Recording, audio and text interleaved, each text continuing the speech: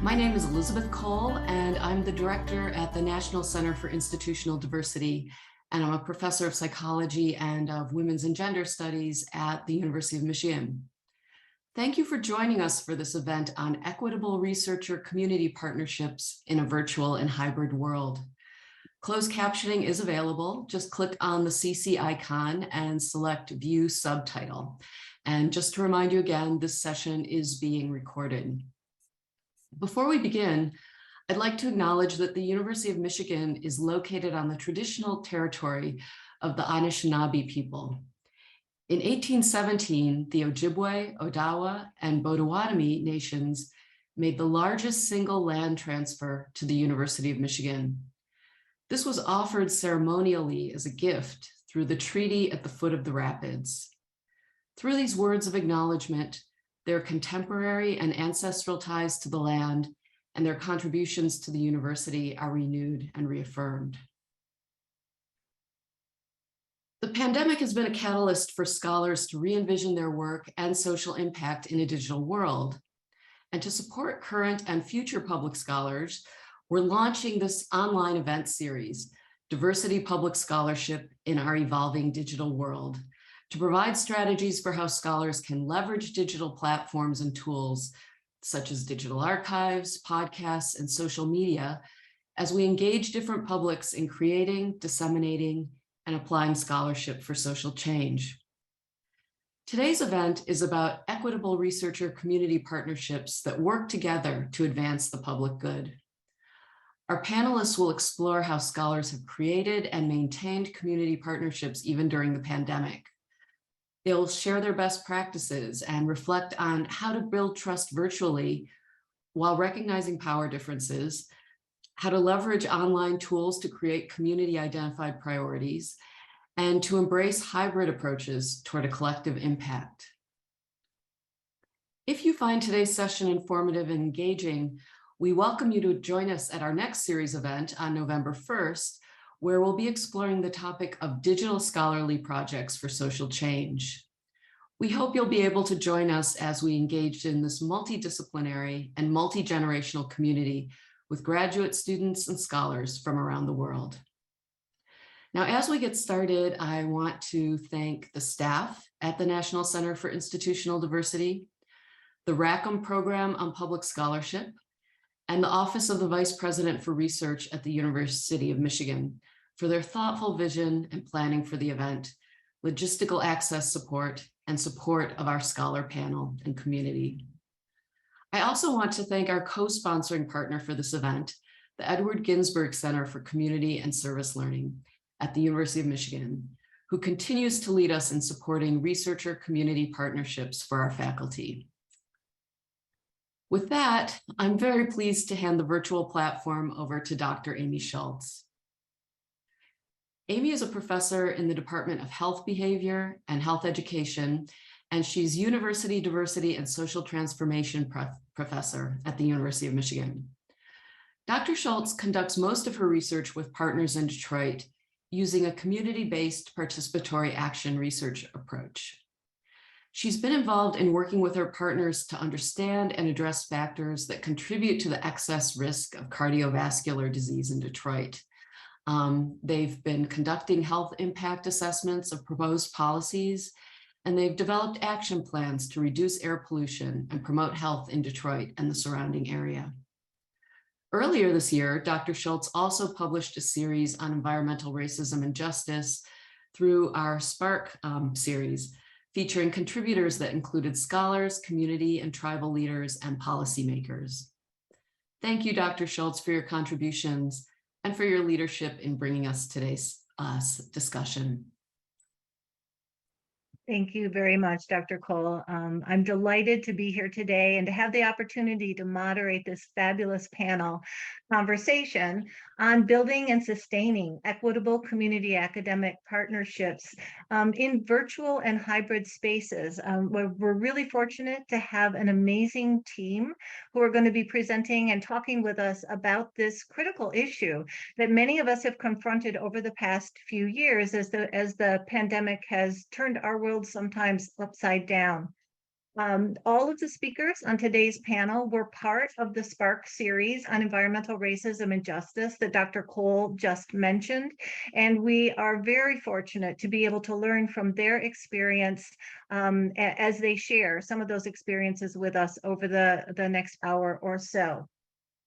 I'm going to briefly introduce our panelists, and I think as I do so, they will be sharing their video and unmuting themselves. So first I want to introduce Walter Dogan.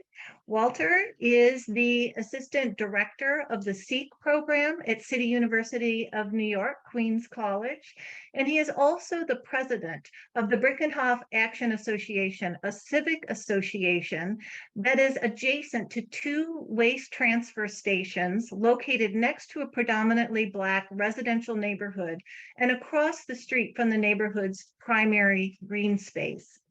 The Brinkerhoff Action Association is part of a community academic partnership that is working to address environmental challenges related to the waste transfer stations. We're delighted to have Mr. Dogan with us today. He is working with Rebecca Bratspees, who is a law professor at City University of New York and director of the Center for Urban Environmental Reform. Her work centers on environmental justice and the human right to a clean environment. In addition to publishing widely in academic outlets, she also is prolific in generating op-eds to share some of her research with the general public. And she has produced a series of environmentally themed comic books and coloring books in collaboration with artist Charlie LaGreco Velasco that have brought environmental literacy to a new generation of environmental leaders. I encourage those of you who are interested to check out her work. It's remarkable. The third panelist that's going to be joining us today is Mira Fomeden. She is a community partner and leader of the Bekne, a municipality in the Babda region of Mount Lebanon Governorate in Lebanon. The community is located 42 kilometers east of Beirut in the mountains of Lebanon, a forested region that is threatened by wildfires and challenged by the management of solid waste, an issue that Mira has been organizing to address and will be talking with us about today. And last but not least, our fourth panelist is Sami Kayad. Sami is a scholar advocate who co-founded and serves as the managing director of the Environment Academy at the American University of Beirut. In that capacity, he works to publicize and expand on a process for co-creating solutions with residents of rural and urban areas in Lebanon who are on the front lines of environmental problems. He authored a recent piece in the Spark series that was called Place-Borne Resistance and Action in Lebanon, and we're delighted to have him join us and share his experiences with us today. So to get us started, I am going to ask our panelists to first provide us with a brief description of the partnership that they are involved with and to talk a little bit about how that partnership came together. What was the impetus for bringing the partners together? To get us started, I'm going to turn to Mr. Dogan, Walter, and I'm wondering whether you could get us started with just maybe a brief description of the partnership that you have with Professor Bratspees and others, and also what was it that started that partnership working together? Thank you for the introduction, and I just want to say thank you to our audience for being here and allowing us the opportunity to be in your space for the next hour or so. Thank you. We have in New York, we have community boards, and of these community boards, we have certain civic associations, which as in the introduction, I was introduced as being the president of Brinkerhoff Action Association. That is the closest civic association to our main enemy, the waste transfer station. And out of that, the past president of one of the civic association was at a environmental justice meeting, and from that they met Rebecca, and that's where the journey began. And from that we started meeting and met with her and Luz, who is at Mount Sinai Hospital, and we put together, formed this partnership. And I don't know if it's an official partnership or it just happened, but it's working. And from that, we met and we continue to meet. One of the things that make, in my opinion, that makes it successful is the fact that we were willing to meet. We had a commonality, and we were working toward a solution for that commonality. And so Rebecca's group reached out. I mean, we reached out to her, and then from that, we just started meeting and formed a great working relationship. And through that, we moved on. And we actually met, I think somewhere in here maybe come up that we actually met during the pandemic, but we'll get to that later. I'll let Rebecca move on into it, but we actually did meet during the pandemic in person. But she'll tell you how we did that. We were able to bring that about. Thank you. Rebecca? Thank you, Walter.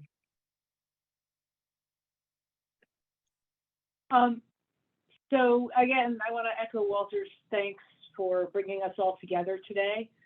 And I'm honored and delighted to be here with you. So as Walter said, I actually got a chat message during a webinar from a community member saying, I have a problem, can we talk? And that initial contact led to this incredible partnership that we have built with a number of the civic organizations in the neighborhood and Mount Sinai and research scientists at York College, which is also part of CUNY, and a local high school. And I just want to take a moment to encourage the people on this call who are academics to really think about how you can do work that matters in the world. In the academy, we're so often siloed and we're doing things that impress each other and that are sort of intellectually very satisfying, but we can do so much more. When we partner with our neighbors in community and turn our research talents to the problems that they have identified as priorities, involving everybody in the problem definition moment, we can do research that isn't just satisfactory scholarly research that meets the demands of our jobs and gives us pleasure, but things that can actually make change in the world. And that is so satisfying. And so I encourage all of you to consider that. Thank you very much, Rebecca. And I think we'll return to that theme over the course of this panel and explore it in a little bit more depth. Before moving on, though, to the next question, I want to open the floor to Mira and Sammy and give you guys an opportunity to talk about the partnership that you work within and how you guys got to know each other and started to work together.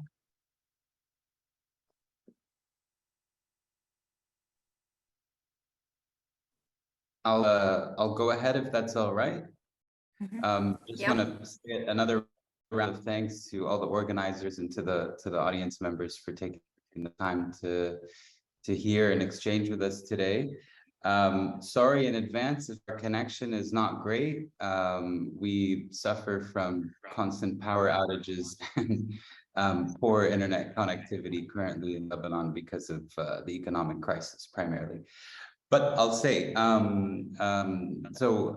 thanks, Amy, for the introduction. Environment Academy that Mira and I are both working on is a community-born and expert-backed movement dealing with urgent environmental breakdown and public service failures.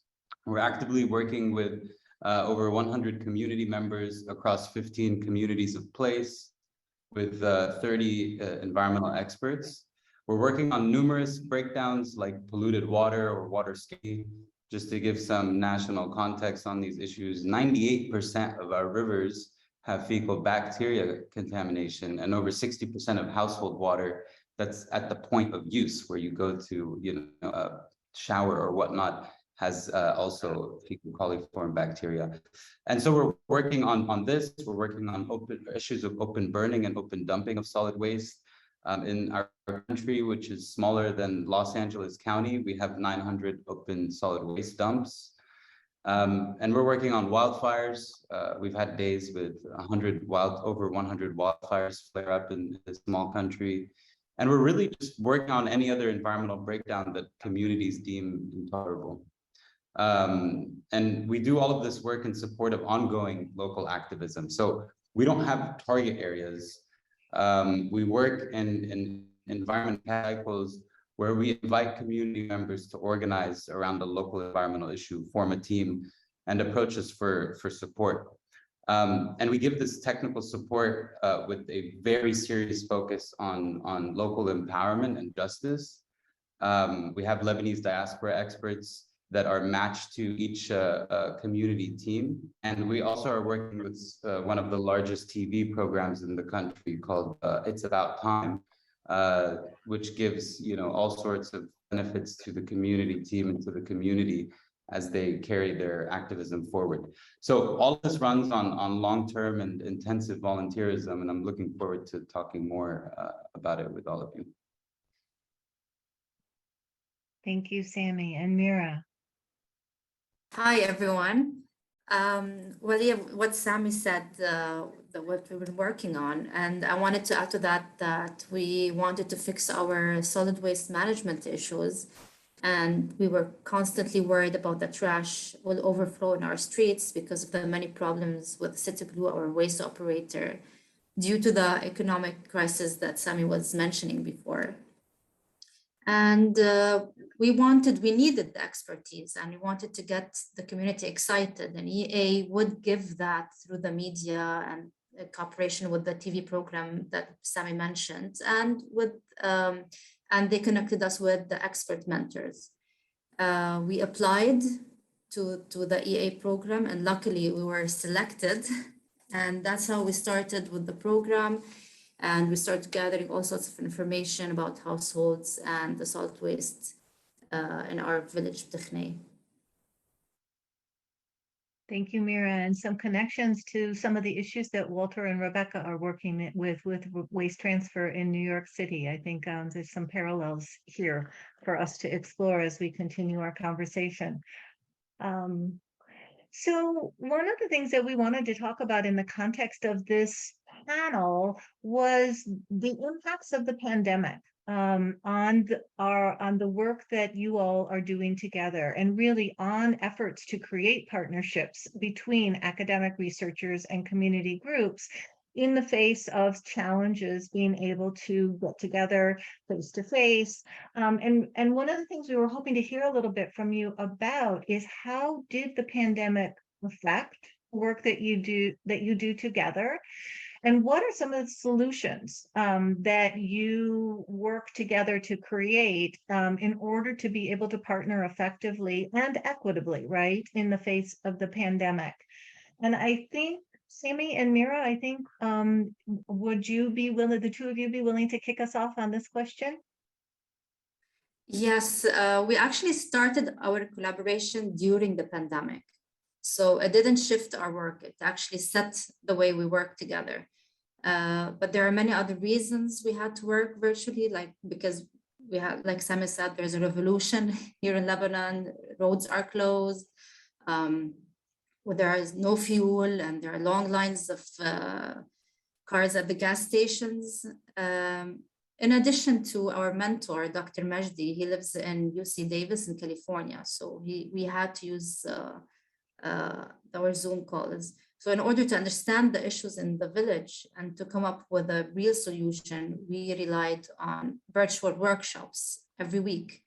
And we had a couple of important meetings face-to-face in our beautiful forest and outdoors. Sam, you want to add something? Yeah, I'll just say, I think Zoom made it all possible. Let's be really honest, and it allowed us to really connect across time zones, across boundaries. Like Mira said, the expert mentor that the community is primarily working with is based far away. So EA was always designed to be virtual, even though we started in 2019, and then there were so many reasons why it absolutely couldn't be anything else, because of those issues that Mira brought up that keep us from being able to meet. It's not just the risk of corona, but also just the inability to meet because of road closures and fuel prices. So I think the other thing that I just wanted to say is even amidst all of the virtual work that we were doing, it was absolutely critical that we were able to do a few meetings in person and be in the forest together and simply go to the village, not with any agenda in mind. There's this word in Arabic called a ziyara, and that's really what we're doing when we start off. We're not going up there to do a baseline or an assessment or I don't know what. We're going up there to exchange as people that are concerned about what's happening in the country, concerned about this community, and get to know each other. And also I'll use another saying that we have, which is صار في خبز وملح بيناتنا, which means that there's bread and salt between us, you know, and we have a meal together and we have coffee together and we just connect on the most basic of levels. And that's super important for all the work that comes after. And we do that multiple times, you know, where we're really checking in on each other, not just because did this deliverable get met, but checking in with each other on, you know, is everything all right, and how are you guys in the simplest of times, even and also when there's a celebration, a wedding or something, we also if somebody in the community team is having that, will invite us to the wedding. So we celebrate life things together, and I think that that's really important to do. So yes, we were very virtual in part because of the pandemic, but we did a few key things which really helped build our trust. Thank you, Sami and Mira. I just want to lift up a couple of things that I heard in the context of what you just talked about. It is not only building human relationships that are about celebrating even as you're doing the hard work, right, of confronting some of the challenges that the communities are confronting. But I also heard Sami talk about being in the space where the work is happening, being in the forest, right? So being together in the community context so that you can see and feel and be together in that context. So thank you for sharing that. And I know Rebecca and Walter, I think you have some similar experiences to share. So I'll turn to you for this one. Yes, we met before and during the pandemic, but one of the key things is, I think for us, was that we decided, okay, let me give you some context. Where the waste transfer stations are across the street is a park. And so we thought it was in this whole community. So we said, it's fine for us to meet and we carry out the mandates, whatever, but we need the community involved. And one of the ways we thought about getting the community involved was taking it to the community. So we went to the park. We went to the park so that the community could see that we're out there, we're advocating on behalf of them so that they could become engaged in what was going on in their neighborhood and in the neighborhood, so that they could, you know, when we needed help, they could come out and help, because they were essentially helping themselves. So, but I think that was key in us getting together. But we were fortunate again to have a whole park. We weren't cramped or anything like that, so we were able to meet outside as well as by Zoom. We took care of the basic stuff over Zoom, but when we had to do something essential, we met in the park. Rebecca? Yeah, first I want to agree with Sami that Zoom made this possible, because when we started this partnership in 2020, we weren't going anywhere. And you know, New York City was not in good shape. And so we met pretty much every week, I think, for quite a while on Zoom to build trust and to build community and to, you know, get to the place where we all understood what problem we were trying to solve and how we as a group agreed we were going to try to solve it. And then once it got warmer and once it became a little safer, we started meeting in the park, both so we could have that human connection with each other and with the place that we were advocating about, but also, as Walter said, so that we could open our doors, not just to those of us who were on the Zoom calls, but to the people who were using the park. And in fact, we have a number of parallel things going on, one of which is a lawsuit. And some of the people who became involved in the lawsuit were people that we met in the park talking about how this waste transfer station was burdening their lives and how they could get involved in trying to build change. Right. So sometimes there are serendipitous things that happen when you get together that you hadn't actually planned on, but those relationships and those opportunities to connect can really open the door to new opportunities. Yeah, Mira and Sammy, do you just wanted to give you an opportunity to respond, or if anything that Walter and Rebecca talked about triggered any additional thoughts for the two of you before we move on? I mean, one thing that's just happening for me is kind of just drawing parallels even across these contexts that seem so different. And it's yeah, I mean, I think there's a need for us to, of course, be place anchored, but always be trying to build solidarity across these borders. So I'm just seeing more reasons to do that even from the beginning of our conversation. And I'm so excited to learn about the work that you're doing. I definitely want to follow up and hear more about it. Bless you, Mira. All right. The third question that we wanted to invite the panel to engage, and again, we're going to ask Rebecca to kick us off on this one, but invite the other panelists to jump in as we go along. We wanted to hear a little bit about some of the tools and resources that you leveraged as you were doing your work and figuring out ways to connect virtually. We've already done a little advertisement for Zoom, which is great. There may have been other tools that that helped you as you did that. And one of the particular things that we wanted to hear you talk a little bit about, you know, all of the collaborations that you are involved with really depend on building trusting and trustworthy relationships that are equitable between community and academic partners. So were there resources that helped you to do that in a virtual space and or during the moments when you were able to come together face to face? So Rebecca, I think we'll turn to you to start us here. Well, we rooted our work in the Jemez principles for democratic organizing, of which there are 6 that I'm going to share with you really quickly.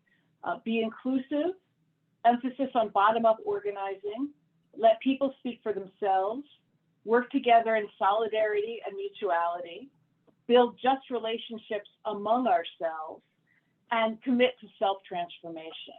So that was the place we started, with this idea that we all were bringing our flawed selves into this relationship, and we all brought strength, and we could all learn from each other. And what we needed to do was to create a space where everybody's voice mattered, and where I, as a law professor, or the doctors from Mount Sinai, or the scientists from your college were not dominating. Right, we were there in a supporting role to assist the community as they identified what their priorities were and the paths they wanted to take.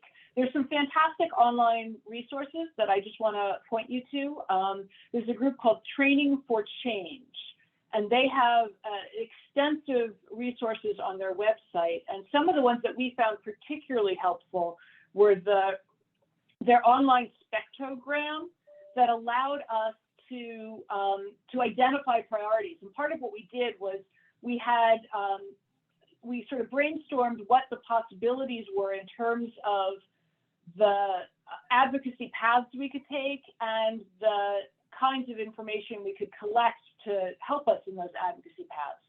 And then we had to prioritize. We wanted to make sure that the final prioritization was informed by the people who we brought into partnership, but was driven by the people who were directly affected. And this particular tool allowed us to separate out people's priorities so that we could isolate the priorities of the community while still hearing how the people who weren't living in the spot but were sort of contributing to this saw their priorities. I think that really helped us to make sure that the work we were doing was reflective of what the problem was that we had all agreed on collectively, rather than being dominated by, like, I'm a law professor, so I want to, I'm thinking about this through a lens of law, and I want to use law tools to fix it, right? I was there saying parts of that, but my voice didn't dominate. Nobody's voice dominated. This allowed everybody to have an equal voice.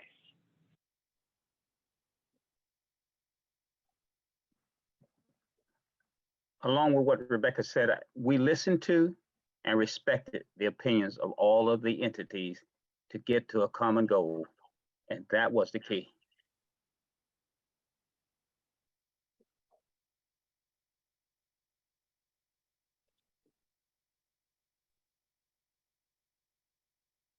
Sammy and Mira, would you like to chime in on this conversation about what some of the tools were that allowed you to build your partnership, even given all the challenges that you've talked about in terms of being able to, limited ability to get together and those sorts of things? From our side, we relied on Google Drive as the central place to put all the information, documents, and pictures that we gathered. And we did WhatsApp groups. We divided the village into different areas, and every member from the team, they were responsible for each area, and they were interacting with every zone. And of course, there's the Zoom recordings for anyone in the community or from the EA Academy that would want to watch the recordings later. And as for the trust building, I definitely agree with Sammy what he said earlier on meeting face to face, but also the mentor helps a lot. For example, Dr. Majdi, he always allowed us to try ideas for ourselves and explore different options. And he wouldn't just give us the answer right away. He would let us discover it ourselves. And I give you an example for that. We wanted to make bins out of used tires, and that wasn't physically feasible, but he didn't tell us, according to my expertise, we cannot do this. He made us try it and figure out the answer ourselves. And this definitely builds trust and makes us also believe in ourselves. Yeah, and I'll just add on that and focus more so, Amy, on the second part of your question on maintaining trust and equitable collaborations. I think one thing that we really I don't know if I want to say we have difficulty with, but we're always trying to figure out how to do it better is managing expectations. I think that I think we're well aware here that there's a lot of problems with the development models that are peddled forward, and how aid is given normally, and how NGOs are conventionally working or have been in the past, and it creates a kind of dynamic between victimhood and receivers of aid and those that are providing it, as opposed to coming at things in a more collaborative way. And really, with what we're doing, we kind of both didn't have a choice, but also intentionally designed this program to not have funding from the beginning. So we kind of always have to manage that expectation and let community members know from the very beginning that are organizing and wanting to deal with the local struggle that we cannot promise you financial resources for this. We are really floating on bare minimum budgets, and we're going to do our very best to unpack everything going on there and learn together, and hopefully when we get to a stage where we can come up with the best solution as the community sees it, we can try and secure funds, but we can't promise that. So the managing expectations thing is tricky, and I think Rebecca was also hitting on this. how to, knowing when to give and receive guidance also is a very tricky thing. So it's often the case where this person is an expert, right, with this brand behind them from this university and a professor of so many years. And so when that person enters into a conversation with the community, of course, his voice is often their voice is often given like made to be louder or more to be respected. But there's so much importance in what the community knows, and they are the experts. And I'm using exact terms that Rebecca had said before, that they are the experts of their areas, of the context that they're living in, of the struggle and what that feels like.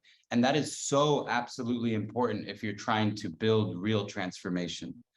And so knowing how to give and take guidance, because we as experts are so lost sometimes in our disciplinary knowledge, we need guidance too on how do we make that relatable and actionable for people that are at the front lines. If I could just add to that, we also need guidance on which problems to turn that expertise towards, because it so often communities that are on the front lines of environmental struggles are not included in the discussions where we decide what the problem is.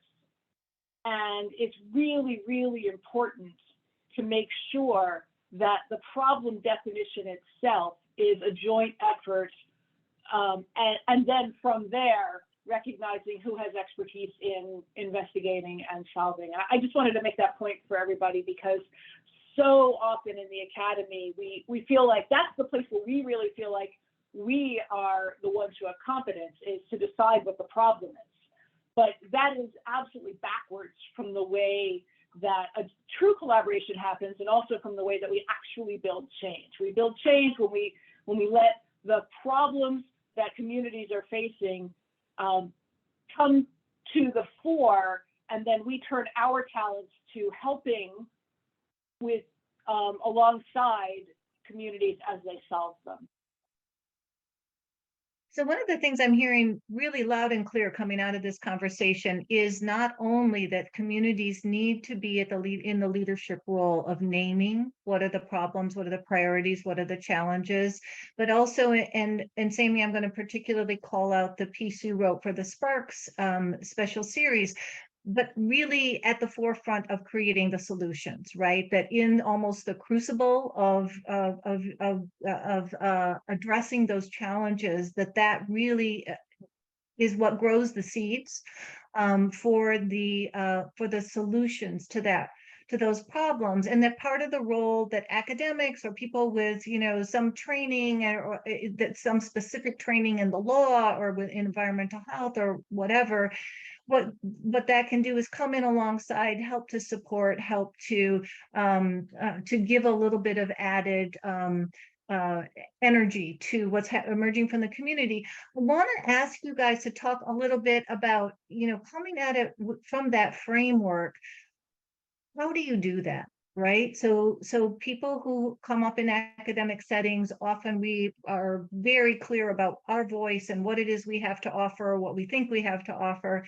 And I, in particular, want to ask this question of Walter and Mira, in working with people who bring a particular expertise or who bring a particular body of knowledge that can help you or that can help inform the work that you do.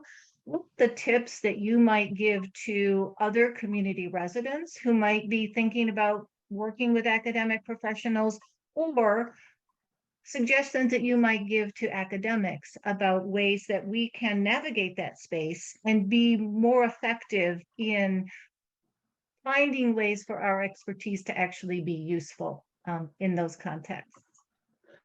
Well, I too, like Rebecca, I come from an academic setting as well. I'm a college administrator, but what we're doing for and in the community has nothing to do with me being a college administrator. And I never let that interfere with it. And I never think that my knowledge and expertise is greater than anybody else's knowledge and expertise. So I'm always willing to listen and learn. And I think that's the key. You need to listen and learn. Ask the questions, give your opinion, but operate within the framework. Have a common goal. As long as you have a common goal and everybody's trying to reach that goal, there are going to be different ways of reaching it based on opinions, but let's choose the best way and the most logical way of reaching that goal by listening and learning. Thank you. Yes, and I would say when working with communities, especially like small villages, and we have our traditions, we have our culture, and it's very important for the mentor to understand those traditions and cultures that every community has.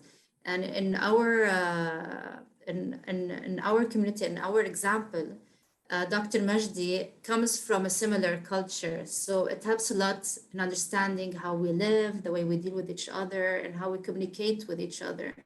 Because lots of things that are possible that you can apply in a certain community, you cannot apply it in another one.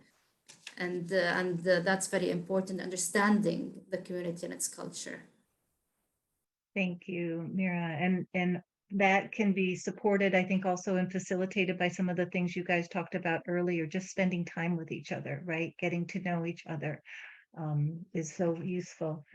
I want to highlight just a couple of things that I heard coming out from both of your conversations. One is the importance of transparency. So Mira talked about recording the Zooms, putting all the documents in a shared Google folder where everyone can access it, even if they weren't able, for example, to participate in a given meeting. And I think the transparency also touches on a point that Sammy raised, which is being transparent about what might be expected to come out of this process and what might not be. So you talked about transparency about funding and transparency in multiple domains is really critical to the process. One other thing I want to highlight, and this I think came out of some of the things that Rebecca shared, is sometimes the importance of having a shared understanding of how you will do the work together. So Rebecca talked about the Jimenez principles. Sometimes people use environmental justice principles. There are a number of principles out there that people use to guide equitable partnership work. But just taking the time to have those conversations about how you will work together and what are the underlying principles that you will, in a shared understanding of the underlying principles that guide the work can be really important in creating those partnerships and maintaining them. I want to turn us now to the next question that was on our list, which is how and when did you transition to a hybrid collaboration? And you guys have talked a little bit about this already, but how did you do that? What spaces did you use to assure that academic and community partners were engaging effectively in those spaces? And again, a few of you have already commented on this, but wanted to invite any further thoughts or conversation about just how did you go about doing that work together? Let's see. I think this was going. Yes, go ahead, Mira. I think you were going to kick us off here. Yes. Well, like I said earlier, we were primarily virtual from the beginning, but now we've been doing more face-to-face activities. And all our in-person events are happening in the village, in our village, not at American University of Beirut, which is important for creating ownership and making it easier for anyone in the community to engage. And again, this was always our initiative, and the expert support didn't change that. And that was important for many reasons, but I'll give an example. During an event that when we launched the solid waste management, we operated during the operation, we felt comfortable being creative and bring our own ideas and basically how to influence the perception of our village toward the waste. So we created a big pile of garbage around 15 feet wide, 9 feet high. with that represents the trash of one day, the amount of trash we produce for one day. And we also hung trash on the chairs and on the floor, representing us being drowning in our own trash, which might be happening very soon. On another note, we also had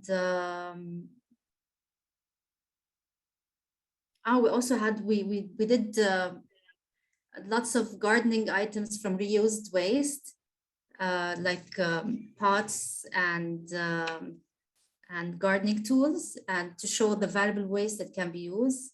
And all these were made by people that they know in the community. And it makes people feel like it's possible to do it. Like if my neighbor did it, then I can do it. And they were feeling competitive about, like, I can do it even bigger and better. Because, you know, everybody in the village knows everyone. And that's basically it. Thank you, Mira. I wonder if others want to jump in on that question.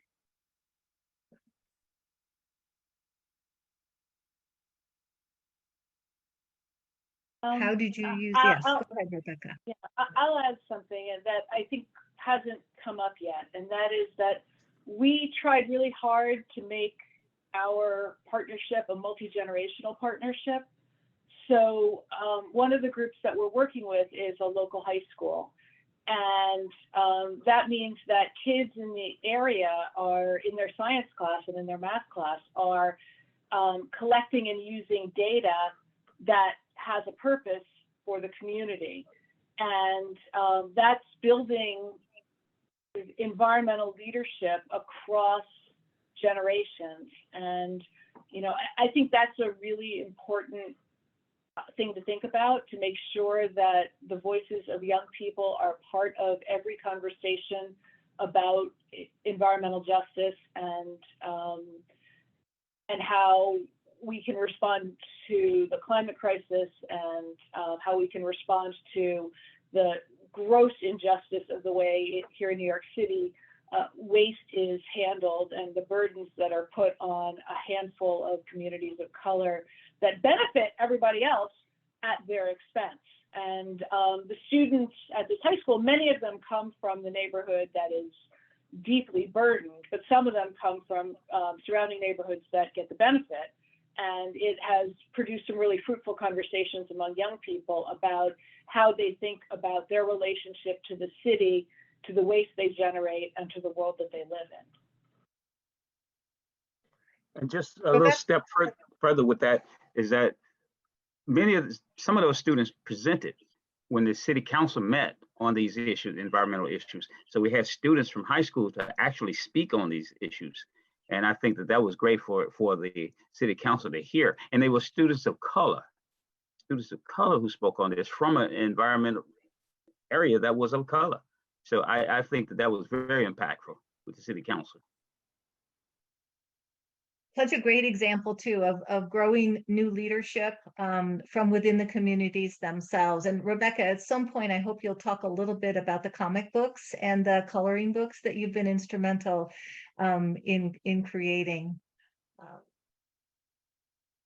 Whatever you want me to. I love to talk about it. Go. So I have the great fortune through the center that I run to produce a series called the Environmental Justice Chronicles. And it is a series of 3 books about young people organizing their community to build environmental change. And the issues that they have taken on have been waste, pollution associated with energy generation, and climate change. And so each book is, you know, they're beautiful. The artist is incredibly talented. And each book stands alone as a story. And we tried to make it something fun. And because one of our goals was to reach reluctant readers in schools.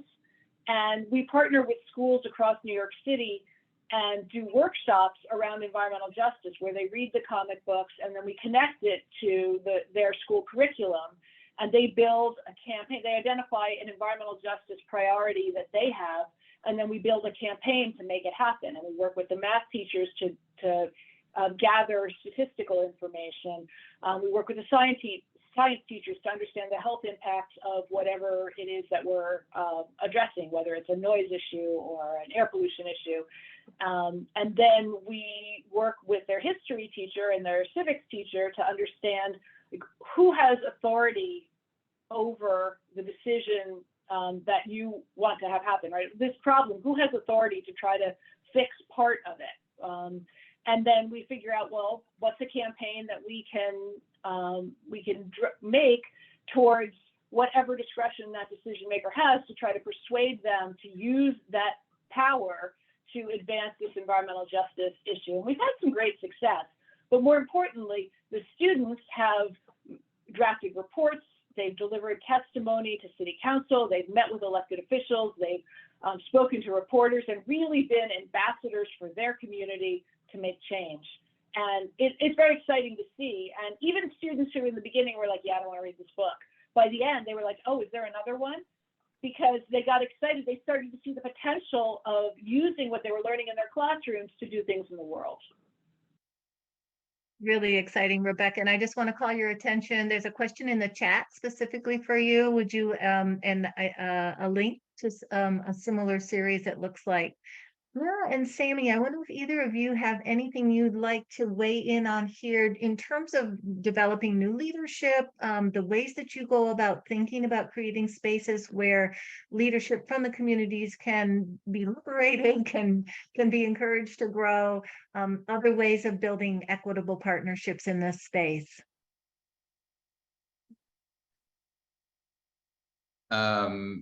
Yeah, I could start that question off. I think part of what we're doing, because we're just openly inviting community members to let us know that they have an intolerable local issue, is we are in a way kind of already calling to action local leaders. So that's what we find a lot of times, that these local leaders are the ones that rise up and come to it. So in some cases, they are either existing local leaders that would like to deal with this issue. In other cases, they're people that are maybe leaders in terms of capturing that frustration. And we try and make that the whole process accessible to them, because somebody who really doesn't know how to formulate an application or how to think about a solution, but they know that I'm really pissed off about having, essentially, excuse my language, but crap in my water, and now I'd like to do something about it. We want those people to feel welcome to do something about it. So what we try and do in the beginning of our process is to level the playing field a bit. And we have 3 workshops that are, don't have an end time, where we're working with everyone who's there to try and think about, think through the local context, think about what could be possible solutions to this, what different actions can we do, not just one. And then to have open office hours for 1 month, and we call them office hours, but you can have them virtually as well.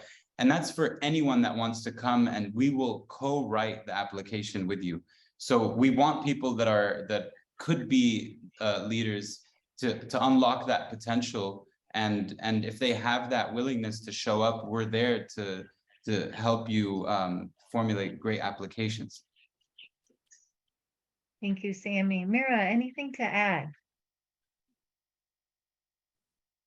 No, I just agree with Sammy, and I just want to say, even from a community member, people who are frustrated and who want to do something about it, there's a saying in Lebanon that says, "Masik ras al-khayt," like they give you the head of the thread, and as long as you grab that thread, then it's gonna roll, and you're on a roll. You just need that small push, and you can do it.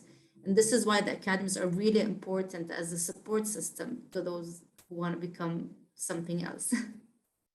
Wonderful, thank you. And I love all of the sayings that you're sharing with us through this process. They're so powerful.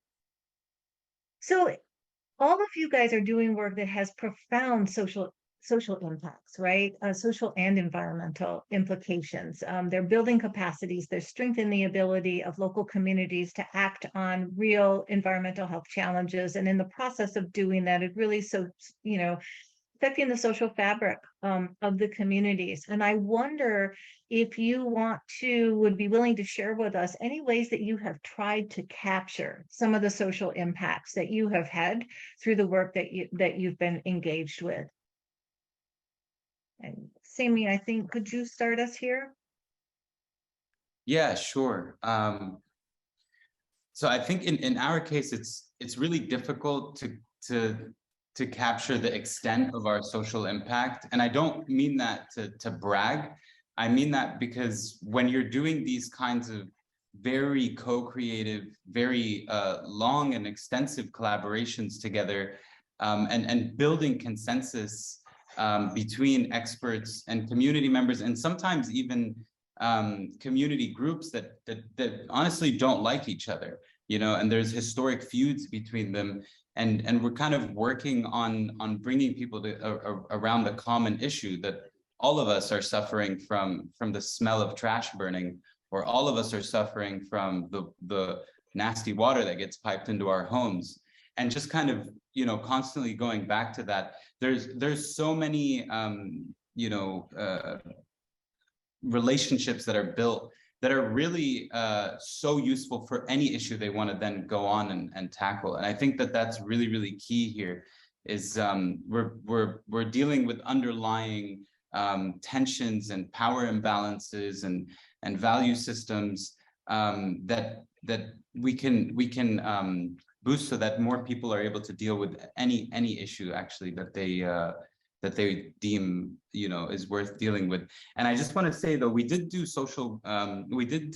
focus group discussions, and in those discussions we did find some interesting things that the communities are telling us really help them move forward. One is just the institutional backing. Institutions, academia, we have these big labels, we have a reputation, and the community uses that actually to give credit to their struggles. So there's powerful figures there that actually then get excited, or actually take things seriously when there's a university backing up a community group that's dealing with it. And then also the media backing was really, really important. So that excited the community to take action. These are sometimes communities that don't have a municipality. They are not really able to be found on Google Maps even, and suddenly they're seeing themselves on TV. So people get really excited to do this. And if it's something that's going to require all households to be part of it, when the community team goes to the house, they're like, "I saw you on TV, no way." And now you're here, and we're so ready to do this together. And that's a beautiful thing for sustaining collective action. So these are a couple of the things. I'll let others say some stuff on it, but I have another kind of thing I wanted to say to relate it to, globally, what the case of Lebanon could mean globally. But I'll let others say some stuff first. Perfect. Thank you, Sammy. Other thoughts on this one, Walter? Well, we didn't have to do much social impact because the news were following us. The media we had a silent, peaceful protest at a elected official's office and so forth. And around that, the media just grabbed it and they did a lot of print. We went a lot of print. And so it got out there that what we were doing, and they were able to move forward with it. So yeah, the media followed us. And so that's how we got ours out there, our message out there. Rebecca? I think that Walter is right, that the protest that was outside the elected official's office was very effective, and it was very visible, and also got picked up by the media. But there's also been a lot of social media action that has happened. Some of the young people involved are more savvy with that than I am, and have really kept beating the drum and keeping the issue in front of people. And we also have some incredibly charismatic and talented local leaders, including Walter and his compatriots, who really make a very compelling case.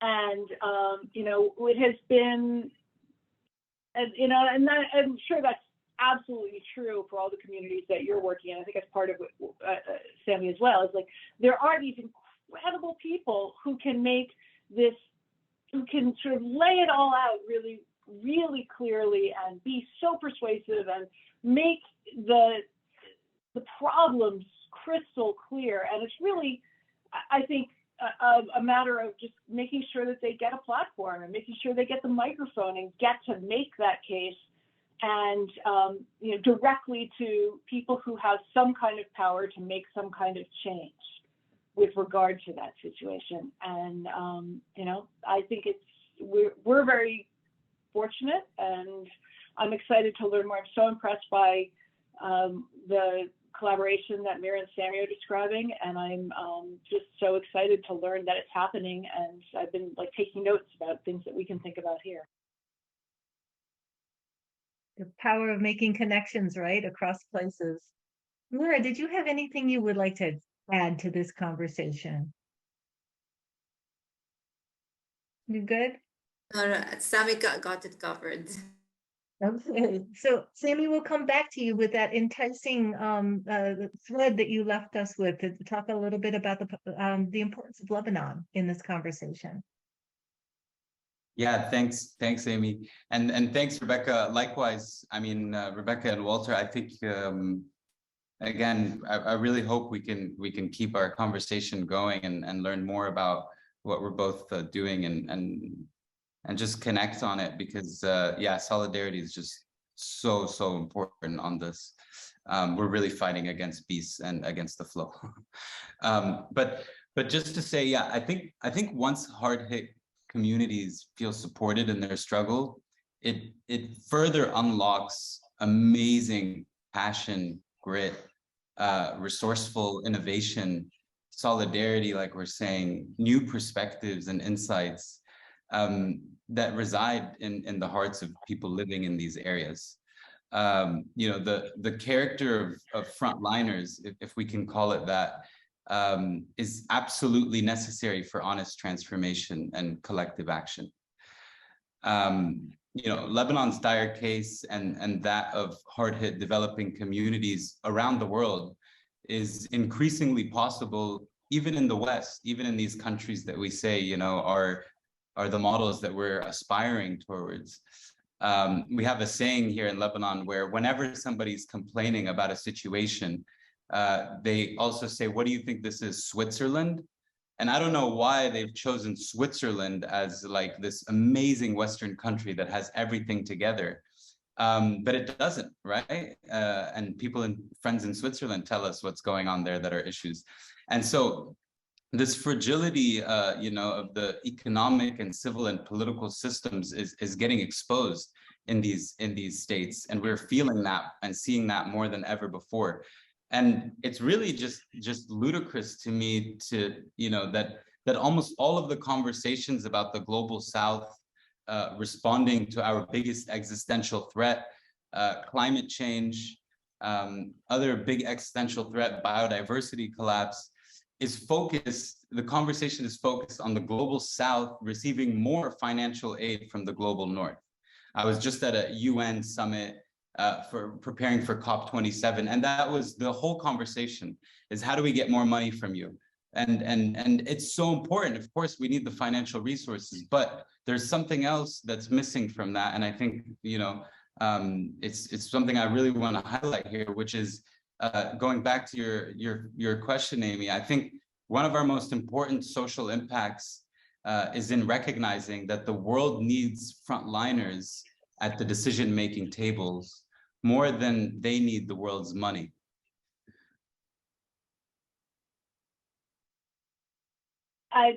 And the conversation has to be about how do we change things how do we change the overconsumption? How do we change the waste in the so-called global north that is driving the disaster that we're facing?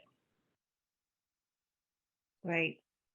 And so powerful, you know, and the fundamental tenet of the environmental justice movement in the United States, right? That EJ communities, frontline communities must be at the decision-making table. And I think also, Rebecca, what you are highlighting is the need to shift the lens, right? That the problems are being confronted in frontline communities in the global South, but also in the North in frontline communities.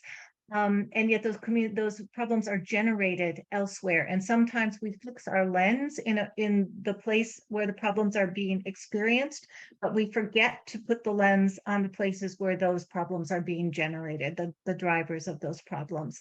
And that is a fundamental shift, I think, in the lens of our work. We have just a few minutes to close out, and probably the most important question, last but not least at all, is this question of what are the lessons that you have learned over the past few years that can inform your partnerships moving forward, inform your work to address environmental injustices moving forward, and link to that, in what ways, if any, has your work been transformed or shaped by the process of working in partnership with others? Rebecca, I think we were going to be our first responder on this one, and then we will turn to the others on the panel. So the work that I've been doing with Walter and our other partners has really made me think much more about the structural issue that I just mentioned, about sort of the intersection between the way that certain communities are overburdened and other communities have the privilege of enjoying benefits while transferring burdens. Because every time we have a community that's overburdened, inherent in that is we have another community that has transferred its burdens to another community, overburdening them in the process. So I've really started thinking much more systemically about the relationship between communities and the need for change to be driven by changing the behaviors that create the problem in the first place. New York City generates 12,000, a lot of trash on a daily basis. I mean, thousands of tons of trash on a daily basis, all of which is processed through 4 neighborhoods. So the framing for waste equity has been, we need to reduce the burden on those 4 neighborhoods by limiting the amount of trash that can go into them. We have to do that. But we also have to say, why is everybody else generating so much damn trash in the first place? Like, we need to change at the source so that we're not, that communities downstream are not bearing the burdens of this conduct that is costless for the people who are doing it because the burdens are elsewhere. And you know, that's really where I've started focusing my scholarship, and that has really again circled back into the partnerships, because it's you know, it gives us new ideas for ways to approach things. Thank you, Rebecca. My response is that I thought it was just strange, a happy strange that Rebecca's team, Mount Sinai, they don't live in Queens. They're not part of that community. And they had a genuine concern about it when we came to them. What'd you say, Rebecca? Yeah, you don't live by those waste transfer stations. And I'm appreciative of the fact that they were willing to come and support it and to fight for it. They knew that it was wrong. We all know it's wrong, but everybody who knows it's wrong don't necessarily take the steps to correct that wrongness. And I think that, and I'm appreciative of them, and I have a whole lot of respect for that team over there. And they're wonderful, a great bunch of people, but it's just good. It's just good. Also, I would most certainly be remiss if I didn't mention that my dear friend, who could not be here today, Andrea Scarborough, who is very passionate about this whole thing, and she reaches out to all of us. We're part of 5 families. So she reaches out to the 5 families, and we come together on these issues. And she's very passionate about it and does a lot of work with it. Don't know where she gets the time from, no clue, but she keeps us in line in terms of making sure that we move forward in addressing these issues. And the community that we're addressing the issue in, they don't even have a civic in that community. And the reason why I got tagged is because I'm the closest civic to the issue. So I got tagged. I said, well, Andrea, why me? You're the closest civic. I said, well, your civic is right across the street from me, not from the actual place. But I said, you're still close. But no, anyway, I'm glad that she does have that passion, and I'm glad that she reaches out to us. And now the whole family, and Rebecca will tell you that when we meet, normally it's 3 or 4, at least 3 to 4 of the presidents of those civics are there. And when we meet and we come together, even Zoom or in person, they're there. And when we have informationals in the park, flyers, distribution, they're there. So, and we're thankful for that. I'm thankful for the community. I'm thankful for those who help the students, your college. Very thankful for your college, Mount Sinai, Rebecca and her team, the high school and their team. I'm just thankful and appreciative to all. And I'm thankful, Amy, thank you guys for bringing this together and putting on this forum and enabling us to go out there and reach some people. And I want to say that I most certainly have a whole lot of respect for Sammy Mara, because I don't know if I could do that where they are. I mean, fortunately, we live in New York. Lord have mercy, some of the things I've heard them say, some of the challenges that they've had, I don't know. I really don't know. So my hat is off to you guys. I give you all the kudos. Thank you. Thank you, Walter. Mira and Sammy.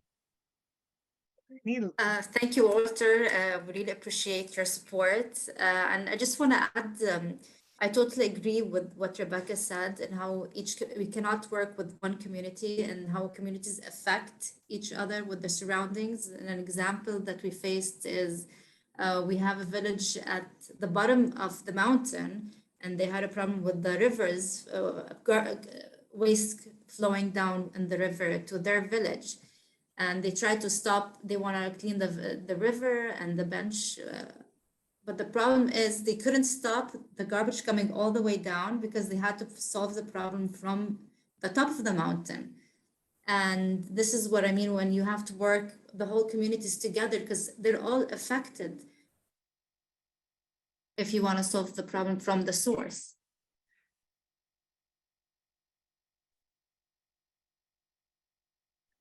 Yeah, and I'll just add just to also respond to what Walter was saying. You know, I grew up in Los Angeles. My parents are Lebanese. I moved back here, you know, a number of years ago. So I really only know the US and Lebanon, actually. But yeah, I mean, yeah, the situation is hard in terms of some of the basic needs, you know, electricity, water, and I'm not trying to say that it's bearable to live under that, but you also have a sense of community that's very beautiful here. You know, I never knew my neighbors in Los Angeles. You know, many even if I knew them, it's just a hello, goodbye kind of thing. Whereas here, and Mira can definitely attest to this, I mean, you know, every single news happening about everyone in the village constantly, and the social ties are strong. And you feel that safety net that gives you, and the power that can give you if you can activate them towards, you know, a common goal, if they decide to move towards that. So there is a beautiful part, you know, in living here that comes with that too. But I just want to say, in terms of main lessons that I've been taking away, that I can't help but keep reflecting on these days, is the importance of stopping. I think we really need to stop doing so much of what we're doing, and really go beyond reflecting and be even reflexive if we can. and just recognizing that we bring so much baggage to the table, you know, as whenever we go to collaborate. And I think that you know, we are created by these kinds of systems that we're trying to fight against, you know what I mean? And so these kinds of issues that we're trying to fight against sometimes exist within us. And so stopping and creating voids instead of filling gaps becomes really important for me, you know, to be able to carry forward honesty when I'm saying transformation. Because I might just end up recreating more of this if I don't. So that's one of my main lessons. And I think the other one is patience versus urgency. So we're dealing with things that need to change now, tomorrow, maximum. And so there's a big sense of urgency that comes with that. But urgency can actually reproduce some of the damaging kind of power imbalances, if we want to just talk about that, even in dealing with the issue, right? Like we can put a water treatment system in the community tomorrow, but if you don't have that power imbalance figured out, then you might still get an unfair distribution of that water to certain families and to certain households. And so we need to still be patient, because with patience actually is where you can create trust. If you're in a panic mode to fix an issue, you can't build these other very important foundations for you to do the work you need to do. So kind of allowing yourself to still slow down, be patient, not having, you know, and I know this is hard, but sometimes not having the baggage of funding over you allows you to be patient, because funding means you need deliverables, you need to move on these timelines, and you can't slow down to do things that allow you to build trust. So that's some of my main things that I've been learning over the past period.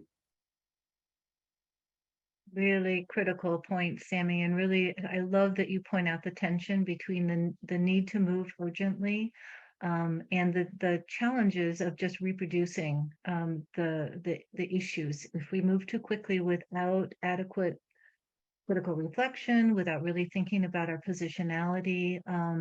I love some of the things that have come out of this panel, just thinking about what we bring to the work from the different social positions that we are embedded within, and also the blind spots that we can carry based on those experiences and positions. So thank you all for this. Has been a really lovely and informative panel. We do have a couple of questions from the audience that I would like to put before you guys before we close. The first question from the audience is, I hear transparency, yet I don't get the sense from our work with community partners that this always extends on a university side to the full submitted grant/foundation proposals, including the detailed budget. It was a surprise to me when we shared this and had a response that it was welcome. It was as welcome as unusual for a university partner. Full disclosure seems fundamental to trust building, including the percent overhead, salaries, percent time on the project. And the audience member who made that comment, who made that statement, is inviting comments from the panelists about it. Thoughts on this topic, Rebecca? I just want to say that I agree with you, and I think that it's really important that the documents be generated, the grant applications, if there are grant applications, be generated collectively, and that all of that information be shared with everybody. But even more critically, I think I think that's really important, but the data that's generated has to belong to the community. It's got to be, because we can't have this sort of extractive research where, you know, I go in and study you, and then I write a paper and I get tenure, and, you know, maybe you get a copy of the paper and you get thanked in the abstract. But the information that's generated in grants, if there are collaborative grants, has to be for the community, for their use, and for their access.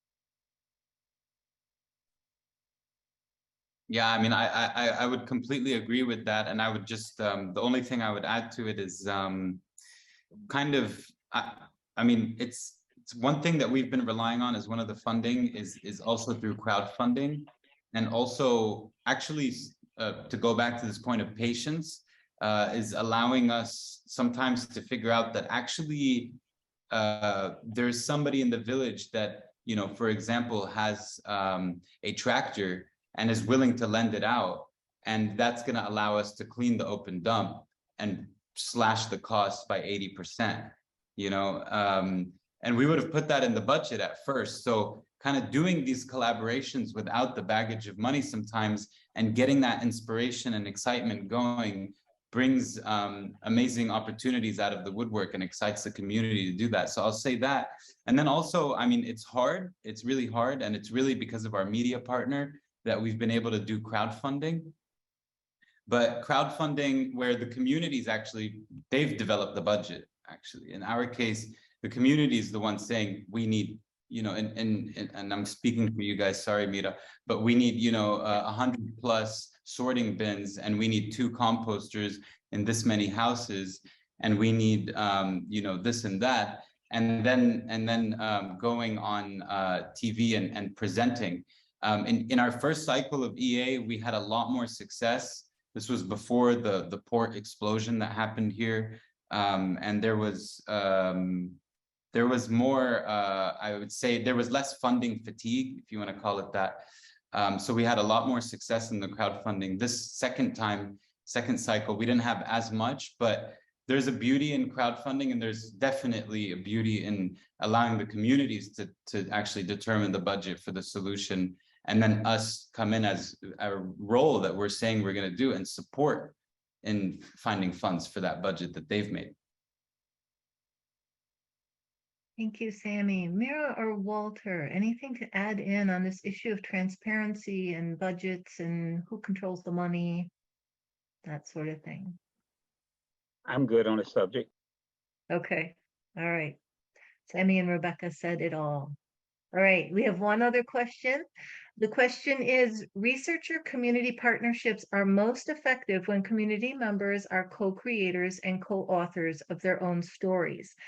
Within many communities, there are significant issues of access, ranging from limited internet access to those who are neurodiverse and/or have language barriers. What have you found to be a few high-level best practices for ensuring that all community members' voices are centered and heard in this virtual landscape? I will just make a quick comment about that. When we did outreach around the park, we made the flyers in 2 languages because we knew the predominant other language around the park. And so that when we put it out there, we made so that one side would have English and the other side would have other language. And we put it out there so that they would feel welcoming as well. Because sometimes they wanted to be engaged, but they didn't know actually what was going on. So that's what we did. Thank you, Walter. Mira. Yeah, definitely oral communication was in Arabic, but we are a small community, so there was a lot of one-on-one interaction and talking to the elderly. We'd go and sit with them and explain to them everything. And definitely we had more of a personal relationship with everybody, and the whole, like we said, we're a small village and everybody knows everyone.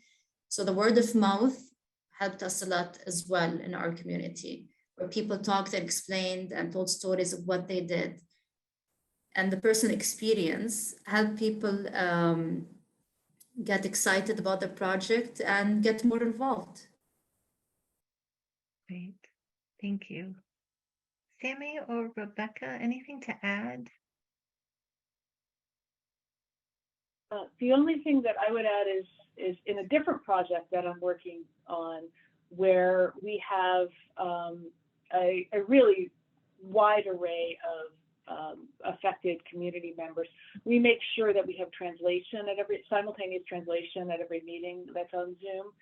And it's complicated to set up, but that was a non-negotiable starting point. So, a lot of whatever money we have pretty much goes to make sure that we can include everybody. I might be repeating here, but something that we said earlier, but I'll re-highlight is when we are doing in-person events, we're doing them up in the community. And this makes it a lot easier, of course, for people to join in. I mean, it's 2 minutes from anywhere in the village. They can come to the town hall. And the WhatsApp groups that Mira was talking about also, which some of the other villages that we're working with have also recreated, have also done that. And so, you pretty much have almost everyone living in that section of the village, that neighborhood, in that WhatsApp group. And that's really the means of communication for the most part in the country. And anything that anyone who doesn't get reached through WhatsApp is being reached through word of mouth, in the case that they're really technophobia people and don't have phones and whatnot. But yeah, so the importance of doing it up there and making sure that everyone knows about an event before it happens. Wonderful. One of the things that really strikes me from this conversation is just the importance of working with insiders in the community to understand what are the dimensions along which communications may be challenged, whether those are linguistic, whether those are who has access to what kinds of technology, and what is going to be most meaningful within the context of that community, and then building your communication strategy accordingly so that you're making sure that you don't leave people out. Okay, we are at the end of our time. I want to give a huge thanks to this incredible panel for sharing your wisdom, your experiences, so many resources, so many gifts with the audience. Walter thanked me for this panel, but I want to say I just had the pleasure of stepping in and getting to moderate this conversation. A huge thank you to Laura and Marie and all of the others who did the hard organizing work of helping to make this happen. And again, thanks to all of you who joined us for this conversation. We look forward to continuing it, and just really a quick shout out. Our next event is going to be November 1st from 2:30 to 4 in the afternoon. And it's going to be titled Digital Scholarly Projects for Social Change. And so we hope to see many of you at that next event. Once again, thanks everyone. Have a great afternoon.